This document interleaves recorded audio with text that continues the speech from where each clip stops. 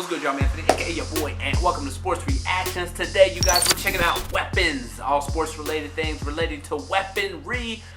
Link for this video will be in the description box below. This is Lars Anderson, a new level of archery. This is on Lars Anderson channel 23, so check that out. Link is in the description box below.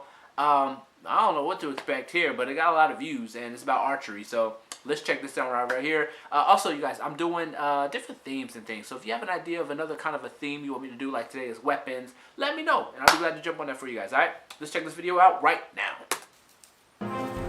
Centuries ago, master archers were able to perform incredible feats of archery. These skills have long since been forgotten, but the Danish archer Lars Anderson is trying to reinvent what has been lost. What in the world? He uses forgotten historical methods and holds all his arrows in the same hand. He doesn't even look like he's... Once, this technique was widespread, and Assyrian artwork shows like that the method was at least 5,000 years bows old. on accident. Arab Archery, the most extensive historical book ever made about archery, states, "This is the best type of shooting, and there's nothing beyond it in power or accuracy." Using this technique, Lars has set several speed shooting records and shoots more than twice as fast as his closest competitors. And being able to shoot fast is just one of the benefits of the method. But the big question is, why has it been forgotten today? About 10 years ago, Lars started using a bow. The arrows, he carried in a quiver on his back. Surprisingly, the quiver turned out to be useless when it came to moving fast. The back quiver is a Hollywood myth and was not common in the past, but it is still spread all over the world. Why? Because modern archers do not move. They stand still, firing at a target board, something that was unknown in the past. These archers also started placing the arrow on the left side of the bow, just as archers do in movies. This is probably due to the fact that aiming at a stationary two-dimensional target makes you aim with one eye instead of two. This one-eyed aiming also led to bows with front sights and other technical gadgets, but that's another story. However, placing the arrow left around the bow is not good while you're in motion. By placing the arrow on the left side, your hand is on the wrong side of the string, so you need several movements before you can actually shoot. From studying old pictures of archers, Lars discovered that some historical archers held their arrows on the right side of the bow. This means that the arrow can be drawn and fired in one single motion, which is both faster and better. And this was not the only problem with archery today. Lars realized that what we thought was historical archery only works well for modern target archery and Hollywood films. If he wanted to learn to shoot like the master archers of old, he would have to unlearn what he had learned and start reading historical manuscripts instead. He would have to find his way back to a time when archery was simpler and more natural. Exactly like throwing a ball. This dude is in essence, the best. making archery as simple as possible. It is harder to learn how to shoot this way. I've never seen it. But it gives more options, and ultimately, it's also more fun. Shot the head a war archer must have total control over his bow in all situations, and must be able to handle his bow and arrows in a controlled way under the most varied of circumstances. The old manuscripts told Lars that master archers could shoot the bow with both hands and still hit the target, so he began practicing. It is also described that an archer in motion must be able to hit a blade so that the arrow splits in two parts, like this. Archers could also pick up enemy arrows and shoot them back, or grab arrows while on the move and fire them rapidly. There are even myths of archers who could grab an enemy's arrow and shoot it back at him.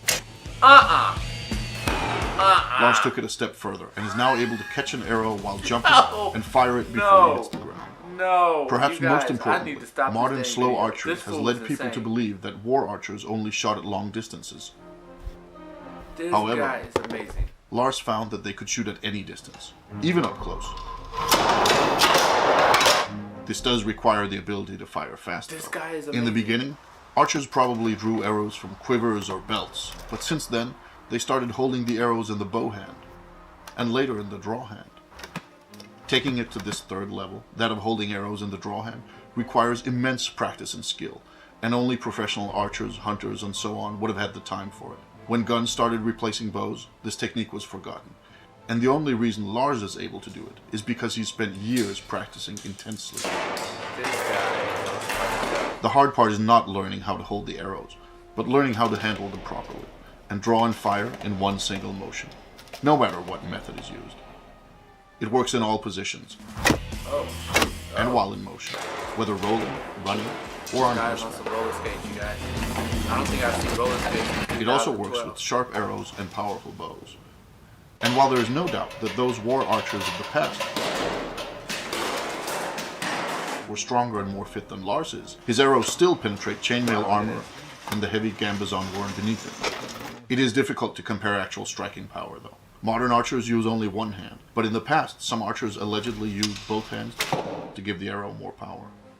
Old manuscripts tell us that it was common to hold 3 arrows in the draw hand at once, while keeping more in a belt quiver. We know that some archers held more, and in a way, the bow was the ultimate weapon. Who can escape 10 arrows fired quickly after another? From old texts, we know that Saracen archers were expected to be able to fire 3 arrows in 1.5 seconds, so and very skilled archers were even faster. This is the most quiet I think I've ever been in a day video. This is really crazy. Lars has managed to shoot 3 arrows in 0.6 seconds, but while speed is important, hitting the target is essential. This is stupid. To test accuracy and speed at the same time, Lars set up an experiment where he shot incoming arrows with arrows of his own. This is stupid. That's stupid. That was the stupidest thing I've seen in my life. In the 1938 movie, The Adventures of Robin Hood, Robin Hood splits an arrow down the middle. Some consider this the ultimate archery trick. They're wrong. That's stupid. That's so stupid. The ultimate archery trick is splitting an incoming arrow in 2 with one of your own. We do not recommend you trying this at home. That was the dumbest thing I've ever seen in my life. But also really cool.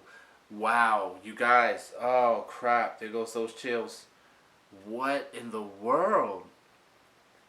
This dude turned around and shot an arrow while the arrow was coming at him. Disclaimer. Do not be the stupid fool after seeing this video to go try that. Do not try this at home. Like, maybe I need to put a disclaimer at the beginning of the video.